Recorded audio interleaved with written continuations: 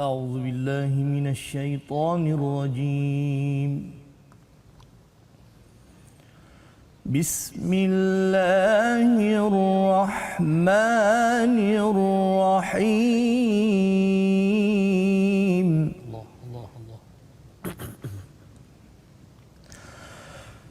يهدي به الله من اتبع رضوانه سبل السلام ويخرجهم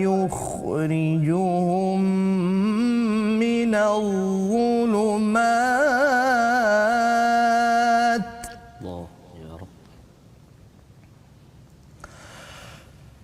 ويخرجهم من الظلمات إلى النور بإذنه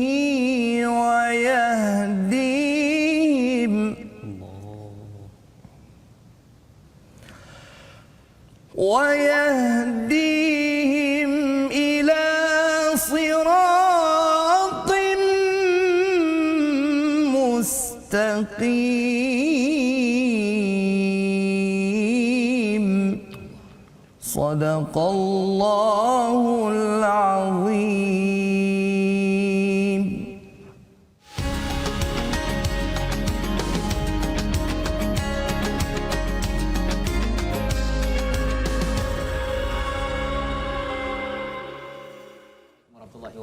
Alhamdulillah wassalatu wassalamu ala Rasulillah wa ala alihi wa man walah. Asyhadu la ilaha illallah asyhadu anna Muhammadan abduhu wa rasuluh. Allahumma salli ala sayidina Muhammad wa ala alihi wa sahbihi ajma'in. Amma ba'du. Apa khabar tuan-tuan dan puan yang dirahmati Allah sekalian? Kita bertemu dalam My Quran Time baca faham amal pada hari ini untuk sama-sama kita mengulang kaji halaman 110 hingga 114 yang kita belajar pada minggu ini.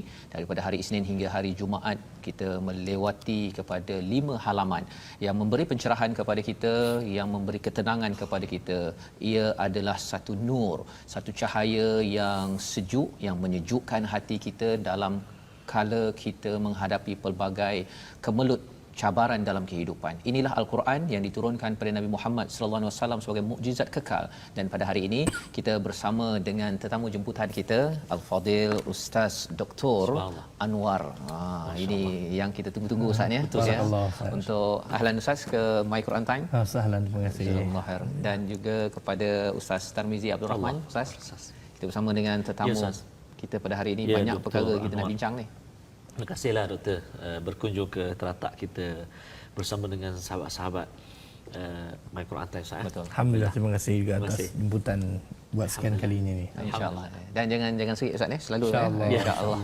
Pasal banyak lagi halaman ni yang kita ingin belajar bacaan yang tepat dan kita ingin memahami ilmu-ilmu berkaitan dengan bacaan ini, kerana ini adalah satu pelaburan yang amat-amat berbaloi ya. Lan tabur istilahnya di dalam surah Fatir bercakap tentang kalau kita tilawah, kita baca dengan betul, kita cuba faham, ini adalah satu usaha ya. Kalau kita mungkin sudah mendengar belanjawan baru-baru ini, ada yang kata dia dapat bahagiannya, ada yang tak berapa dapat, tetapi Al-Quran confirm semuanya dapat, subhanallah ya. Jadi mari sama-sama kita mulakan dahulu program kita pada hari ini.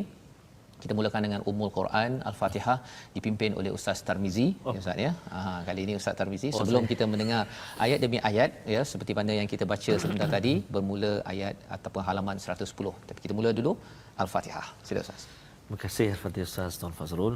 Saya muliakan Fadil Ustaz Dr. Anwar bin Hasin, sahabat saya yang tak asing bagi kita, selalu mewarnai My Quran Time. Terima kasih buat kesekian kalinya sudi bertamu. Dan tentunya sahabat-sahabat Al-Quran, tuan-tuan dan puan-puan, kalau di sekitar Lembah Kelang ini hari Minggu Ustaz, yang berada di rumah barangkali, kalau di Selangor, wilayah sekitar ni, kita tak boleh keluarlah. Jadi inilah masa untuk bersama dengan Quran barangkali. Alhamdulillah. Sahabat-sahabat kita di Pantai Timur barangkali ada yang bekerja hari ini tapi masih juga menjadikan Al-Quran sebagai geng ataupun sahabat di sebelah tu sampai buat kerja dengar Dan bertuah ini bersama dengan Dr. Anwar dapat dengan bacaan. Dan kita ada beberapa perkara menarik hari ini. Yes, nantikan dulu. Ya, jom kita mulakan. Kita mula dulu dengan Ummul Quran surah Al-Fatihah. Mohon izin Dr. Allah fadhal. Bismillahirrahmanirrahim. أعوذ بالله من الشيطان الرجيم بسم الله الرحمن الرحيم الحمد لله رب العالمين الرحمن الرحيم مالك يوم الدين إياك نعبد وإياك نستعين اهدنا الصراط المستقيم صراط الذين أنعمت عليهم غير المغضوب عليهم ولا الضالين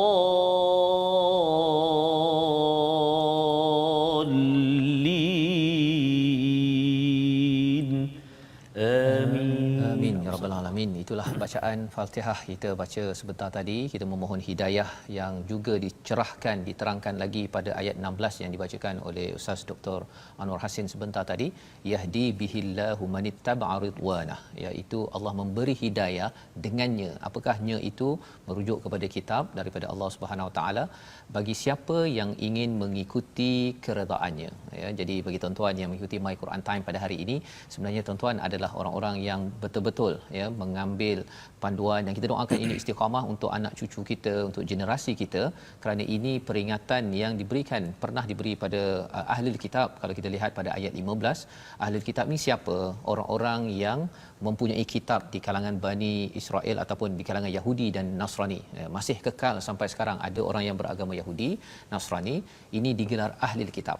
Tetapi yang kita dah dalami pada minggu-minggu yang lepas, kita bercakap tentang utul kitab. Jadi pada hari ini mungkin kita nak memulakan bersama dengan Ustaz Dr. Anwar.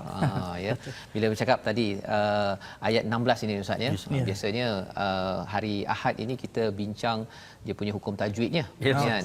Tapi pasal Dr. Anwar ni mengajar juga Al-Quran di Universiti Sains Islam Malaysia. Jadi mungkin Ustaz dalam tajwid ada tadabbur. Kalau boleh Ustaz sampaikanlah sampai jiwa kita terhibur. Sila Ustaz. Masya-Allah, subhanallah. Masya-Allah, masya-Allah. Terima kasih Tuan Fazrul. Ataupun kita boleh gelar ustaz lah. Ustaz ni bukan semestinya orang tu bekerja dalam sektor pendidikan agama. Seorang yang ada ilmu agama juga boleh digelarkan sebagai ustaz. Jadi dalam ayat yang ke-16 ni tuan-tuan dan puan-puan yang berada di rumah sekalian, Allah Ta'ala menceritakan bagaimana kesinambungan kepada ayat sebelum itu, iaitu ayat ke-15. Berkenaan dengan Allah Ta'ala mengatakan kepada ahli kitab, sesungguhnya Rasul kamu telah datang kepadamu, menjelaskan kepadamu banyak hal daripada isi kitab yang kamu sembunyikan. Dan juga bila sampai kepada ayat 16, Allah Ta'ala menerangkan bahawasanya kitab Al-Quran yang Allah Ta'ala turunkan kepada Nabi Muhammad itulah sebagai petunjuk kepada orang-orang yang mengikuti keredaannya dan jalan yang selamat. Dan kita sedia maklum bahawasanya memang Al-Quran itu diturunkan sebagai hidayah dan petunjuk buat umat manusia. Bagi siapa yang mengikut Al-Quran, yang mengambil Al-Quran sebagai pedoman jalan hidup, sudah tentu dia akan berjaya dan dia akan mengeluarkan orang tersebut dalam arti kata keluar yang sebenar-benar keluar daripada kegelapan, iaitu tiada hidayah kepada ada hidayah. Yahdi billah, maksudnya wa yukhrijuhum minadh dhulumat, keluar dia daripada kegelapan kepada cahaya. Dan akan diberi kepada mereka itu petunjuk, cahaya ila siratim mustaqim, kepada jalan yang benar. Jadi kita saban hari mengikuti Al-Quran Time daripada hari ini dan hari-hari yang lalu dan hari akan datang. Seharusnya mengambil pedoman pada Al-Quran ini bahawasanya sesungguhnya Al-Quran ini memang sentiasa memberi petunjuk kepada kita sepanjang zaman. Khususnya bagi orang-orang yang mengambil Al-Quran sebagai mengambil secara serius Al-Quran itu sebagai petunjuk. Tapi malang sekali, sudah tentunya bagi siapa yang tidak menjadikan Al-Quran ini sebagai petunjuk ataupun pedoman hidup dia, sudah tentu dia akan menjadikan hidupnya itu gelap gelita tanpa sebarang cahaya. Jadi Al-Quran itu sendiri sebenarnya cahaya, nur Nur itu cahaya. Cahaya itu bukan boleh diterjemahkan sebagai keadaan terang benderang semata-mata dari si fizikal lihat begitu, tetapi cahaya itu disebut di sini adalah maksudnya adalah cahaya untuk melihat membezakan di mana hak yang batil. Cahaya di hati. Itulah Al-Quran, masya-Allah, yang Tuhan kurniakan kepada kita pada hari ini. Jadi ini adalah sebahagian daripada apa yang kita baca sebentar tadi, doktor, ya, sebagai peringatan kepada kita. Ada istilah di sini ittaba'a ridwanah, ya, maksudnya dia bukan sekadar ikut daripada jauh, ya. Kalau ikut daripada jauh tu mungkin bercakap tentang taah tu ikutlah, dia taat tapi kira sambil-sambil je. Tetapi kalau ittiba' ini ikut secara dekat keredaannya, maksudnya dengan Al-Quran ni yang doktor cakap tadi sebagai cahaya, ia diikuti secara redha, secara sukarela, kan, bukannya macam terpaksalah ikut My Quran Time hari ni contohnya, ya doktor, ya. Dan lebih daripada itu, bila kita baca, memang bacaan Al-Quran ni bila kita belajar waktu kecil-kecil itu dia mencabar juga kita. Kalau saya bukan orang Arab, kan, bila ditegur ataupun mengajar anak sekarang ni pun kadang-kadang dia terlupa nun tertukar dengan ta, kan. Dia kadang-kadang yang tak redanya bukan anak tu lagi, dia ayah ni pun kadang-kadang tak reda. Jadi pengalaman doktor mengajar Al-Quran ini sendiri, kalau macam mana nak memastikan sebelum anak tu, memang anak tu terpaksalah belajar, kan, dia kalau boleh dia nak main iPad, nak main apa sebagainya, tapi membina jiwa reda ketika mengajar. Pasal kalau tak ajar dengan reda, bila lagi anak itu akan dapat Al-Quran? Sila doktor. Ya, betul. Sudah tentunya satu benda yang anak-anak kita pelajari secara sukarela, Ustaz, ya, akan lebih masuk dalam jiwa dia. Ya, dan juga sesuatu yang diberi secara paksa mungkin mengambil sedikit masa. Jadi untuk peringkat kanak-kanak, ya, ada sebuah kajian di Indonesia. Saya lupa madrasah tu nama dia apa, Madrasah An-Nur ke apa, saya tak ingat dah. Tetapi mereka ni menerapkan pembelajaran Al-Quran untuk anak-anak selama 45 minit je, Ustaz Fazrul. Ustaz Tamizi. Kalau kita hari ni kita tengok kadang-kadang kita suruh anak kita belajar Al-Quran sejam, 2 jam. Tapi sebenarnya kajian menunjukkan kanak-kanak ni dia boleh fokus pada satu perkara tu pada sekitar 40 hingga 45 minit sahaja. Jadi maksudnya cara kita nak menarik perhatian anak kita untuk dekat dengan Al-Quran antara lainnya untuk kita memastikan masa yang kita peruntukkan untuk mereka belajar Al-Quran itu tepat dan tidak terlalu membebankan.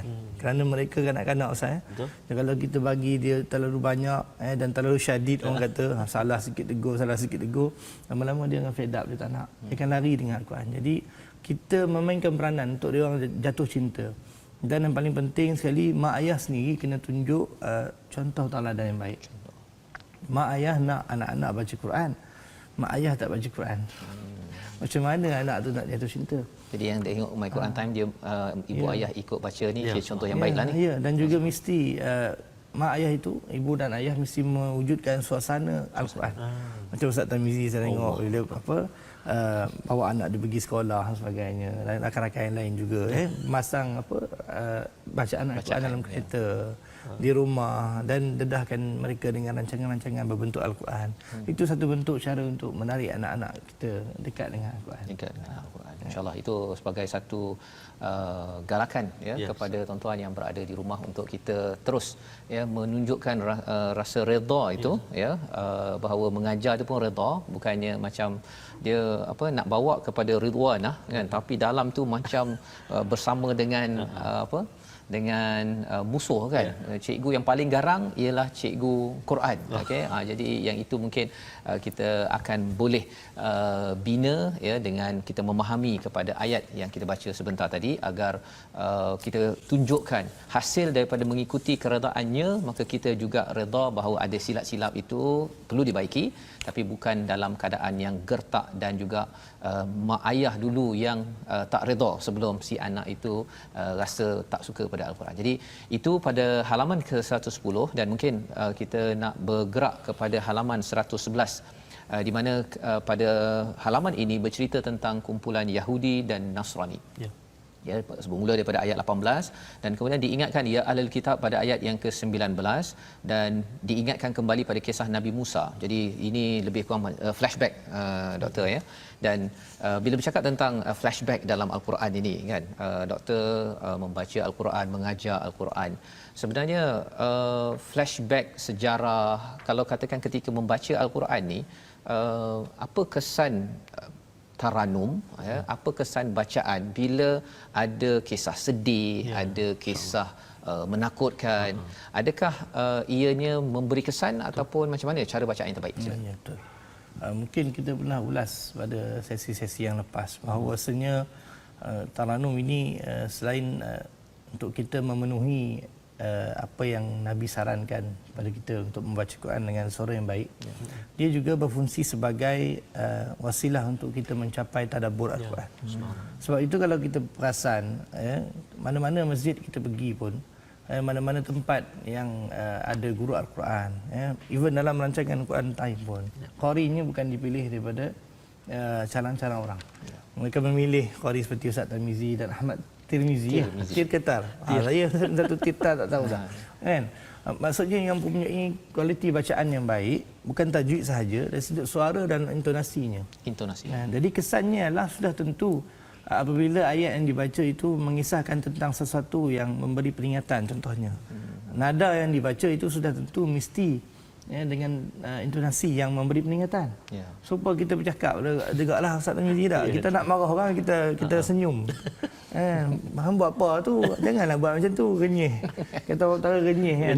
Memang tak jadi. Dan begitu juga dengan keadaan sedih. Ayat-ayat yang menceritakan tentang cerita-cerita yang sedih tentang hari kiamat, sudah tentu nada kita tidak sesuai dengan kegembiraan. Jadi itu begitu sekali peranan intonasi dalam kehidupan kita. Jadi kita rasa itu adalah satu yang bertentangan dengan tabiat kejadian manusia yang Allah Ta'ala ciptakan berserta dengan perasaan. Jadi qari itu apabila baca, dia memahami ayat yang dibaca, sudah tentu dia akan mengintonasikan bacaan itu sesuai dengan makna ayat. Jadi di situ bacaan tersebut akan menjadi bertambah berkesan. Sebaliknya sekiranya bacaan itu menunjukkan ayat-ayat yang berbentuk sedemikian tapi dibaca dengan intonasi perasaan yang berbeza daripada apa yang ayat itu cerita, dia hanya tinggal lagu sahaja. Dia hanya tinggal lagu sahaja. Dapat pahala lagi baca Quran tu, tetapi tak sama. Mungkin tadabbur tak sampai. Bila tadabbur tak sampai, lagi susah nak khusyuk. Sebab khusyuk dengan tadabbur ni dia bersekali. Jadi kalau macam kisah Ustaz, biasanya kalau dari segi taranum kan, apa yang sesuai kalau nak cakap tentang kisah-kisah Nabi terdahulu? Jadi dalam maqamat ni dia ada banyaklah, macam kita tahu 7 maqamat. Dalam para pakar bidang taranum menyebutkan ataupun bidang suara ni lah menyebutkan bahawasanya lagu sikah antara lagu yang paling sesuai untuk menceritakan keadaan. That's why kalau kita perasan dalam masyarakat Melayu kita ada satu budaya dipanggil sebagai barzanji, membaca rawi. Betul Ustaz Dan Jib, salah betul kan saya? Betul. Saya tak pakar barzanji ni. Saya tak pandai barzanji, tapi saya tidak memusuhi barzanji kerana dia bukan satu benda yang dilarang. Kita memuji-muji Nabi. Dan barzanji itu adalah sebuah cerita tentang Nabi SAW. Dan biasanya dibaca dengan lagu apa Ustaz? Sikah. Boleh Ustaz bagi contoh sikit tak? Sikit je. Contoh. Al-jannatu wa na'imuha sa'adu liman yusalli wa yusallim. Allah, okey Ustaz. Jazakallah sikit ya. Wa yusallim wa yubarik alaihi. Nampak cerita tu? Terima kasih Ustaz Tarmizi. Cerita tu tentang syurga. Subhanallah. Cuba Ustaz baca dengan nada sedih. Sobar contohnya. Tak jadi. Al-jannatu wa na'imuha sa'dul limai. Apa ni sedih pula. Sedangkan dia cerita tentang nikmat syurga itu dan juga selawat kat Nabi dan sebagainya. Maksudnya sepatutnya gembira ya. Gembira. Jadi sikahlah antara lagu yang sesuai dengan irama mengkisahkan tentang sesuatu. Jadi kalau bercakap tadi satu kisah sikah kan, dan kalau katakan berzanji itu pun dengan lagu sikah. Kalau katakan baca Al-Fatihah dengan lagu sikah, okey. Boleh ya. Sebab Fatihah ni sifat dia masya-Allah satu surah yang merangkumi semua perasaan. Di situ ada perasaan ta'abbud kita, ada perasaan rajak kita, ada perasaan kita tidak mahu, kita minta supaya kita tidak digolongkan dengan orang yang sesat, dan kita ada perasaan meminta, ada perasaan sebagai abd, hamba, dan sebagainya. Jadi sebarang lagu untuk surah Fatihah memang tak ada masalah. Saya sebenarnya nak minta kalau Ustaz Tarmizi tadi dah berzanjinya. Berzanji ini baca tak adalah dapat pahala Ustaz ya. Dia cuma bila kita belajar ilmu apa yang ada dalamnya itu memberi kesan hingga kita menghargai perjuangan Nabi itu dapat pahala kan kerana ilmu tadi itu. Tapi kalau katakan Fatihah kita baca confirm dapat pahala. Kemudian dengan lagu sikah itu ia memberi zuk ataupun perasaan hingga kita boleh tadabbur kepada isi kandungannya. Jadi mungkin Ustaz Tarmizi boleh dengarkan Fatihah daripada awal sampai ke akhir. Sila Ustaz. Allah, lagu sikah. Tapi lagu sikah berzanji ya. Saya cuba Bismillah. Lagu sikah ni jarang orang bawa Ustaz Tarmizi kan. Jadi cuba pertama dengar kali ni nak baca dengan lagu sikah lagu sikah berzanji. Tapi apa penonton jangan silap. Maksudnya bila baca Fatihah dengan lagu sikah yang dibawa dalam berzanji, bukan kita bawa tajwid berzanji itu sekali dalam Fatihah. Mesti kena bertajwid tu. Tajwid kena paling atas ya. Okey, cubalah ni, cuba. Sila fadhal. Subhanallah. Campur rugby sikit lah. Masya-Allah. Bismillahirrahmanirrahim.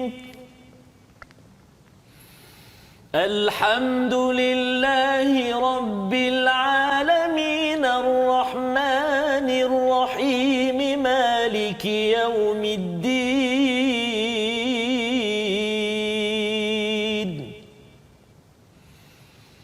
إياك نعبد وإياك نستعين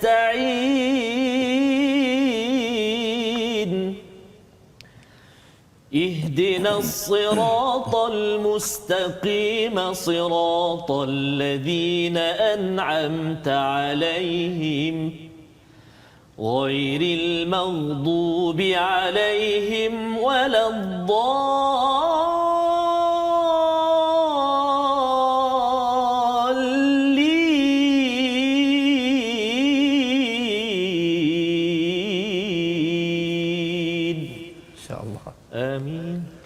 pujian bagi Allah Tuhan sekalian alam ya. Dia bila dengar lagu tu pasal dia sepatutnya jadi kisah Ustaz kan.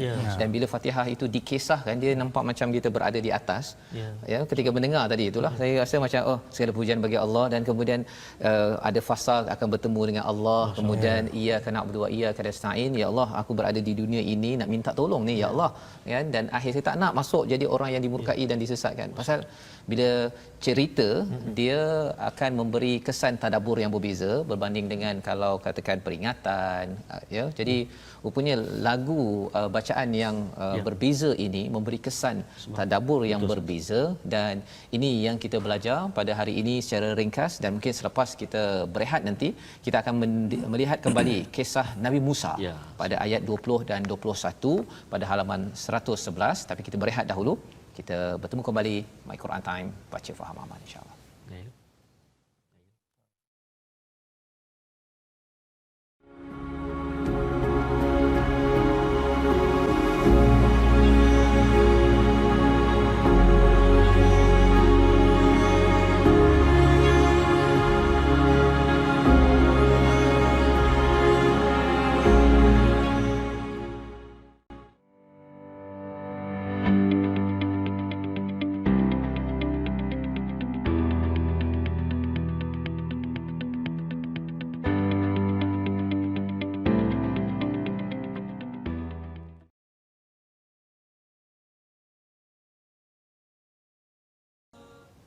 أعوذ بالله من الشيطان الرجيم.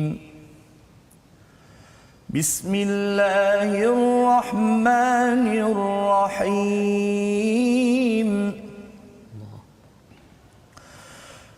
وإذ قال موسى لقومه يا قوم اذكروا نعمة الله عليكم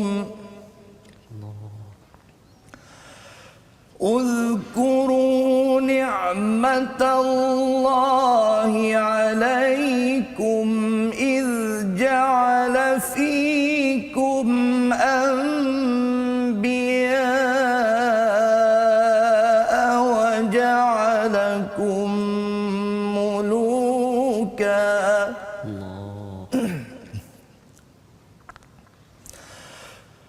وجعلكم ملوكا وآتاكم ما لم يؤت أحدا من العالمين. الله الله الله حلاوة. يا قوم ادخلوا الأرض المقدسة التي كتب الله لكم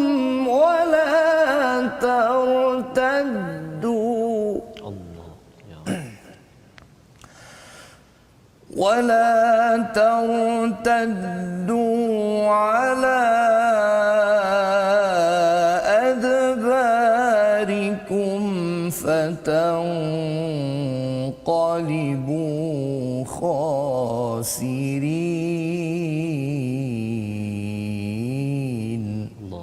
صدق الله العظيم.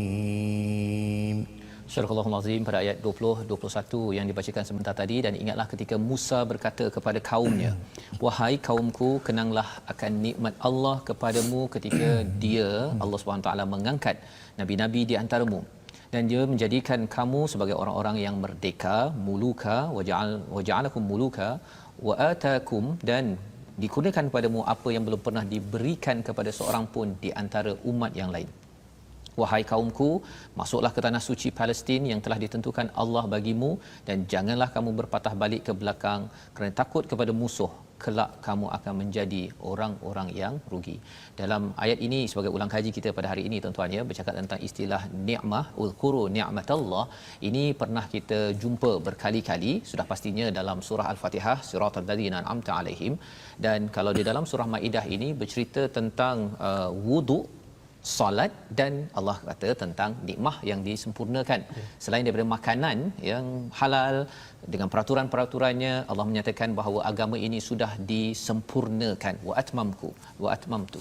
Jadi di sini menceritakan kepada kita bahawa mengingat pada nikmat ini bukan sekadar umat Nabi Muhammad, doktor ya.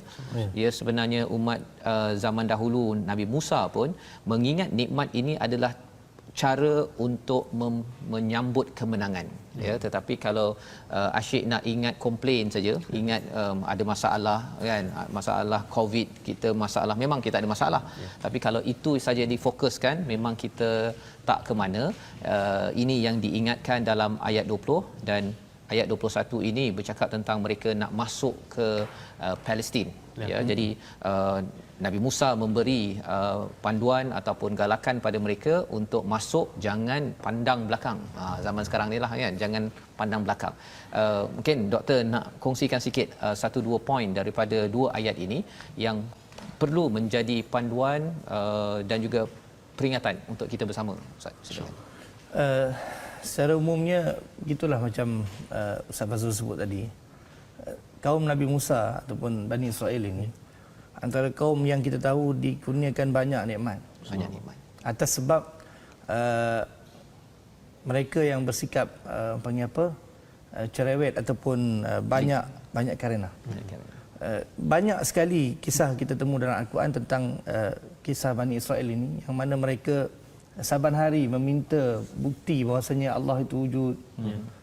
Minta Allah Ta'ala turunkan hidangan daripada langit, minta berbagai-bagai benda ya, sehingga kan mereka berjanji setiap kali mereka minta pada Nabi Musa untuk Allah Ta'ala buat sesuatu ataupun tunjukkan sesuatu, mereka kata mereka akan beriman, baru nak beriman. Tetapi kita dapati bahawasanya kaum Nabi Musa itu walaupun setelah mereka diberi petunjuk ataupun bukti bahawasanya kekuasaan Allah itu memang benar-benar wujud dan Nabi Musa itu sebenar-benar Nabi, pun mereka tetap tidak beriman hingga akhir.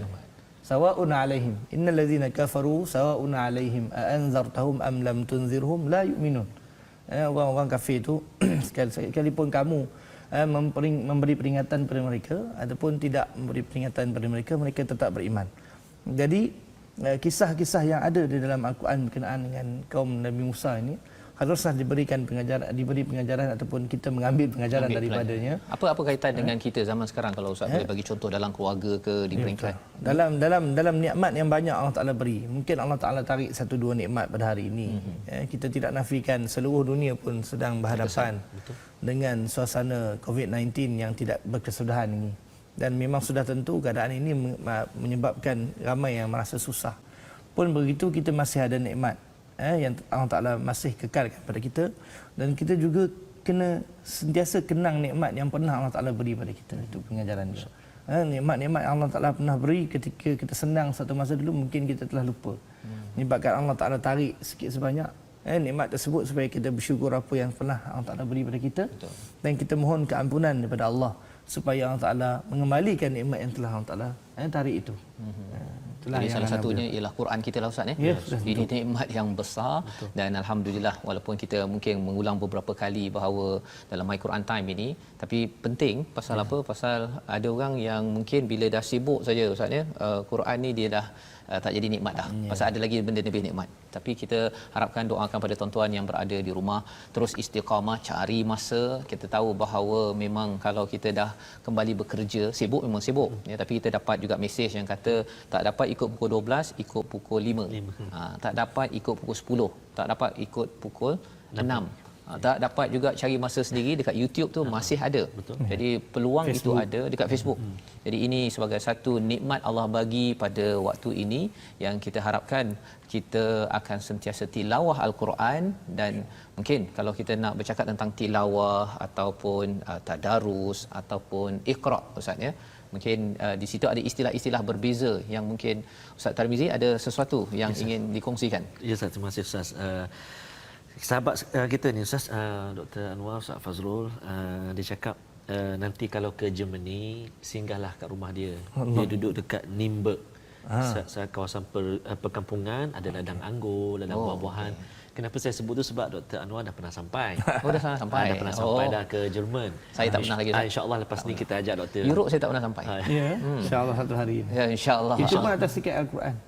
Ya, Ustaz pergi mengajar di sana. Dijemput untuk membacakan. Subhanallah. Subhanallah. Jadi Ainuddin. Subhanallah. Jadi itu maksud nak sebut kita bersahabat dengan Al-Quran, dan dengan sebab Al-Quran kita ke mana-mana menyampaikan Al-Quran, dan hari ini pun kita bersama juga dengan sebab Al-Quran.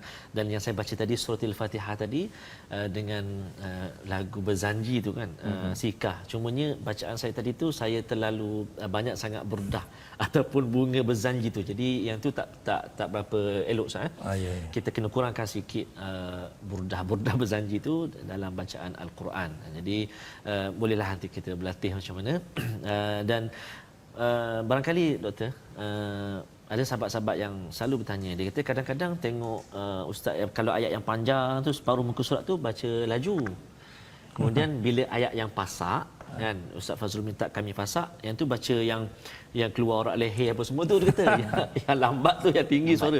Jadi mungkin ada perbezaan tu, mungkin doktor boleh kongsi dengan kami apa tu tingkatan bacaan tu kan. Seringkasnya penonton yang dikasihi Allah sekalian, kita ada 4 tingkatan bacaan. Walaupun dikhilafkan, ada kata 5, ada kata 4, ada kata 3 sahaja. Saya sebut 4 lah yang masyhur yang sebut. Saya sebut dengan bahasa yang mudah difahami. Saya tak nak beri takrif mengikut istilah, nanti susah faham.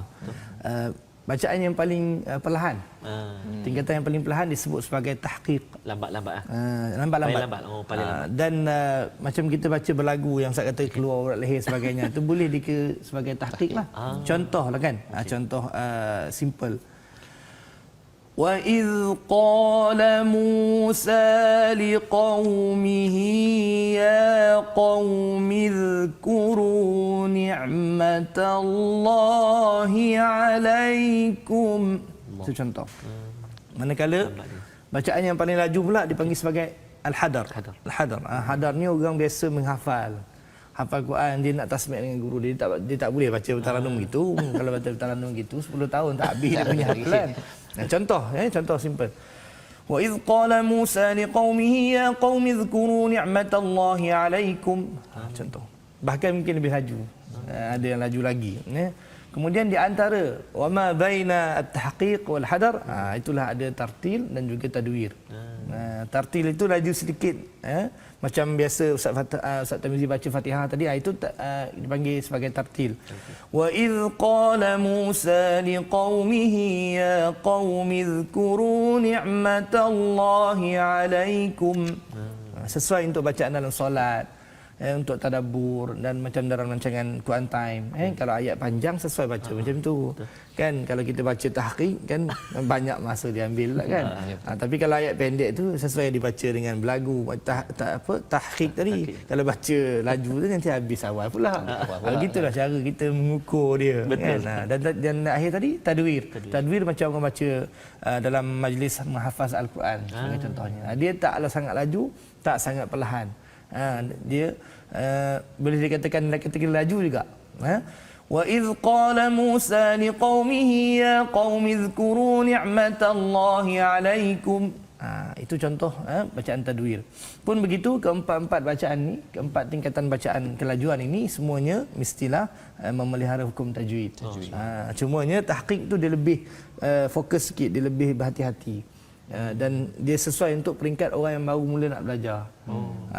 Tahqiq dengan tartib terbaik. Kalau kita bagi hadar dengan tadwir untuk orang baru mula nak belajar, banyaklah nanti dia masuk lopak panggil apa, masuk terlanggar sebab belum mahir. Betul. Kan?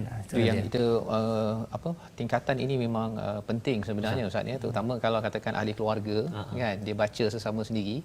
Jadi kalau ayahnya baca tadi yang tahqiq kan, ataupun ayah dia baca yang tadwir, anak dia baru kan. Jadi dia memberi kesan juga tu psikologi kepada yang ni cepat sangat pula kan. Dan lepas tu yang cepat kata lambat sangat kan. Rupanya ada ilmu dia ada cara kita menyusun perkara ini, masya-Allah. Jadi kita lihat perkara ini penting. Bercakap tadi tentang level 3 tadi apa Ustaz? Tartil. Tadwir. Kalau 3 Tadwir. Kalau 4 hadar. Itu yang kira paling laju tu. Paling pro lah. Tapi yang dalam klip video yang daripada Bangladesh ke daripada Indonesia ada yang itu tarawih tu. Wala hadar wala tadwir wala syai'. Masya-Allah. Itu bukan ya. Maksudnya bukan sebagai contoh teladan ya yang kita kena, pasal paling tinggi sekali maksudnya keperluan menjaga tajwid ya.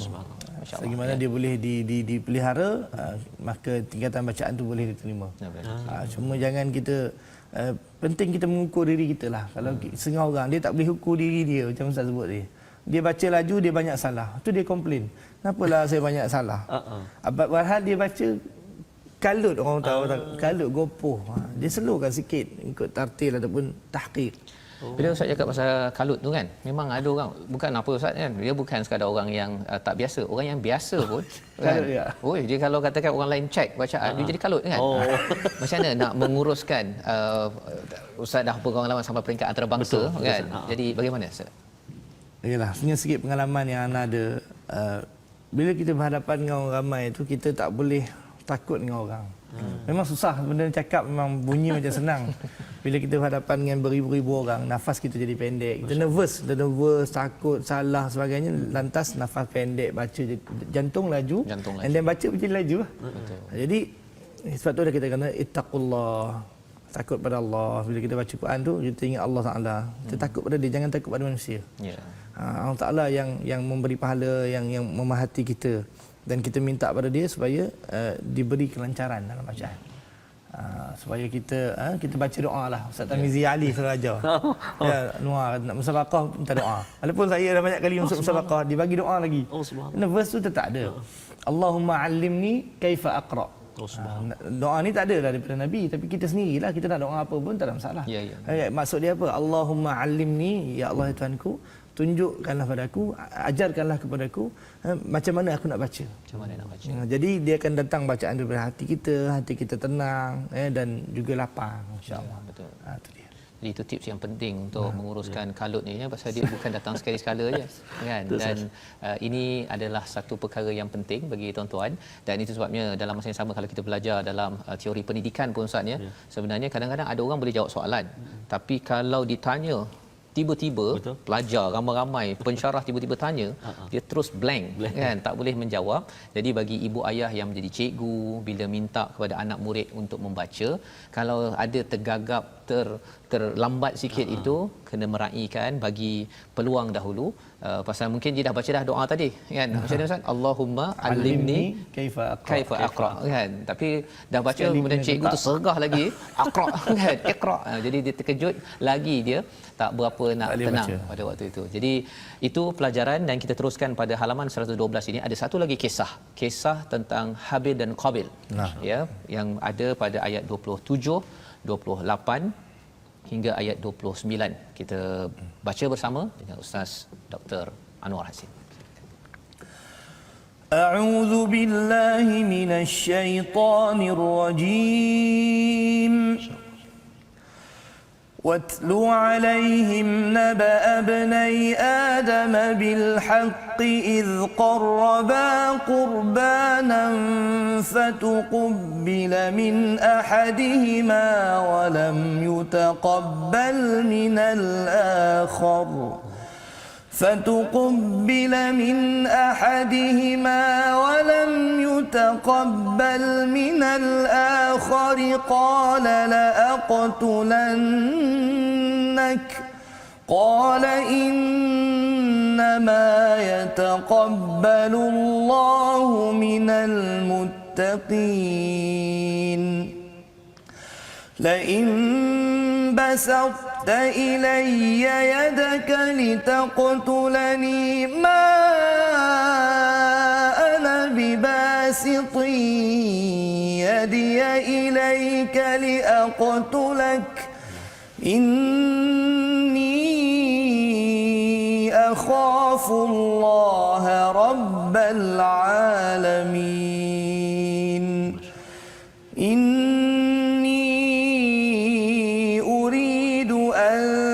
تبوء بإثمي وإثمك فتكون من أصحاب النار وذلك جزاء الظالمين. Sadaqallahul azim. Sadaqallahul azim. Ini adalah kisah dua orang anak kepada Nabi Adam, iaitu Habil dan Qabil kalau mengikut pada riwayat, di mana mereka mempersembahkan korban. Maka salah seorang daripada mereka berdua diterima, iaitu Habil, dan daripada yang lain Qabil tidak diterima. Qabil berkata yang tidak diterima ini, sesungguhnya aku pasti membunuhmu. Habil berkata, sesungguhnya Allah Maha menerima amalan orang-orang yang bertakwa. Cerita tentang ada orang dapat diterima dia punya amalan dia, Ustaz ya, dan satu lagi tak diterima. Rupanya Allah terima pun ada orang dengki. Ini Allah terima ni. Bukannya sekadar bos terima kan. Allah terima, dengki, dan kemudian membawa kepada pembunuhan. Tapi bila tengok pada bacaan ayat 28 ini, ada dua soalan lah saya nak tanya Ustaz ya. Yes. Yang basin ta tu. Tu dia kalau tak belajar tu rasanya dia jadi basata jadinya kan. Okey. Dan satu lagi ana tu dia ada bulat yang jarang-jarang nampak ya. Silakan Ustaz, dua tempat itu untuk diberi perhatian. Okey, baik. Jadi pada kalimah laim basalta di situ ada huruf ta dan huruf ta.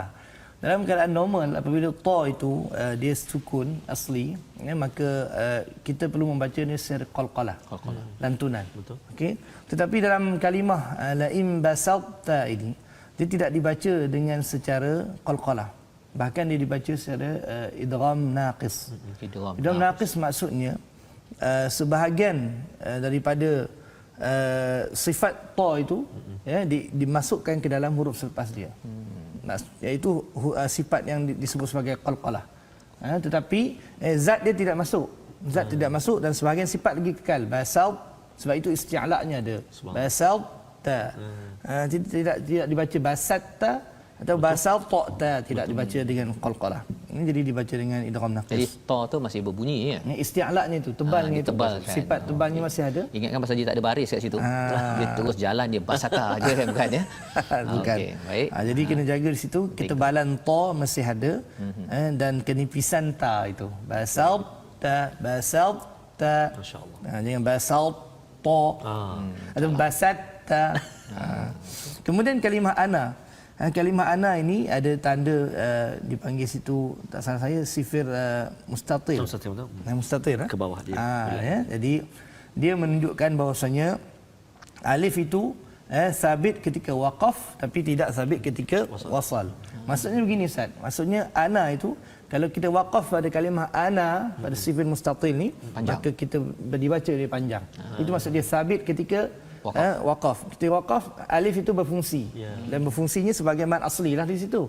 Tetapi ketika wasal indal wasli dia dibaca secara pendek. Jangan hiraukan alif itu. Itu dia tidak sabit ketika wasal.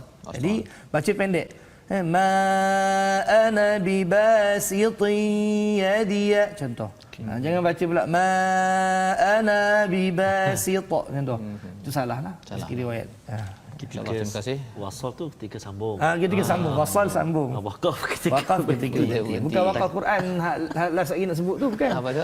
Itu wakaf lain. Itu lain pula. Itu wakaf harta. Takut yang tanya kan waqaf apa kan? Berhenti. Kalau berhenti jadi panjang lah. Jadi panjang harakat. Harakat. Kalau sambung dia tak berhenti panjang.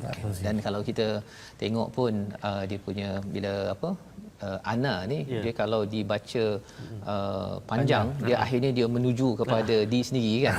Dia punya kesan ini kalau dari segi tadaburnya lah kan. Kita beri perhatian ana kan, bukan ana ini, ana dalam dialog yang sedang disampaikan bi basitin yadiya ilaika la aqtulak ya. Jadi ini adalah pelajaran kita pada hari ini ataupun minggu ini, ulang kaji tajwid, sedikit daripada tadabbur yang moga ia mengukuhkan bacaan kita pada minggu ini dan seterusnya. Kita faham sebentar tadi macam mana basin ta tadi itu bukan sekadar basata basata bukannya, tetapi macam mana Ustaz sekali lagi?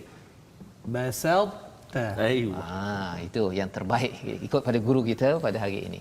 Jadi tuan-tuan sekalian, kita berada di penghujung program kita pada hari ini. Moga-moga ini memberi manfaat. Kita akhiri dengan doa agar kita terus istiqamah baca, faham, amal Al-Quran kita dengan pimpinan Ustaz Dr. Anwar. Kita sebut tadi kalimah basauta tadi. Jadi sahabat-sahabat barangkali mungkin nak belajar Ustaz. Nak dalami, nak talaki, nak belajar, kita nak jemput untuk ke pusat pengajian Ustaz Dr. Anwar, Akademi Al-Quran Ar-Rayyan di Bandar Baru Bangi. Ada online tu juga Ustaz? Ada online lah sekarang ni. Online dah. Yang musim-musim PKP ni kita tak boleh bersemuka. Dia jemput datang untuk belajar sama-sama insya-Allah. Silakan tu. A'udzubillahi minasyaitonirrajim. Bismillahirrahmanirrahim. Alhamdulillahi Rabbil Alamin. Wassalatu wassalamu ala ashrafil anbiya'i wal mursalin. اللهم إنا نعوذ بك من الجنون والبرص وسيء الأسقام. اللهم ارحمنا بالقرآن العظيم واجعله لنا إماما ونورا وهدى ورحمة. اللهم ذكرنا منه ما نسينا وعلمنا منه ما جهلنا وارزقنا تلاوته آناء الليل وأطراف النهار واجعله لنا حجة يا رب العالمين. ربنا تقبل منا دعاءنا إنك أنت التواب الرحيم وتب علينا إنك أنت التواب الرحيم. ربنا آتنا في الدنيا حسنة وفي الآخرة حسنة وقنا عذاب النار. وصل اللهم على سيدنا محمد وعلى آله وصحبه وبارك وسلم والحمد لله رب العالمين. Amin ya rabbal alamin. Terima kasih diucapkan pada Ustaz Dr. Anwar Hasin membacakan doa, dipimpin dan diaminkan oleh tuan-tuan yang di rumah. Inilah satu kesedaran daripada ulang kaji kita pada hari ini, terus membaca dan mengamalkan intisari daripada apa yang kita fahami, bahawa salah satunya kisah Habil dan Qabil tadi, tidak mahu berdengki bila ada lebih pada orang lain. Inilah yang kita ingin sebarkan dalam tabung gerakan Al-Quran, satu usaha di mana tuan-tuan kita membina program-program pendidikan yang kita nak sebarkan pada seluruh tempat, masuk ke dalam organisasi, dalam keluarga, agar nilai yang kita belajar hari ini mungkin boleh dipelbagaikan lagi selepas ini dengan sumbangan tuan-tuan, sehingga kan kita boleh sama-sama membina bangsa berasaskan kepada Al-Quran. Program ini akan berulang pada jam 5 petang, pada jam 11 malam asasnya, dan juga 6 pagi. Terima kasih diucapkan pada Dr. Anwar. Kita jumpa lagi asas. Insya-Allah rancangan ini dibawakan oleh Mufas. Terima kasih kepada semua. My Quran Time, baca faham amal insya-Allah.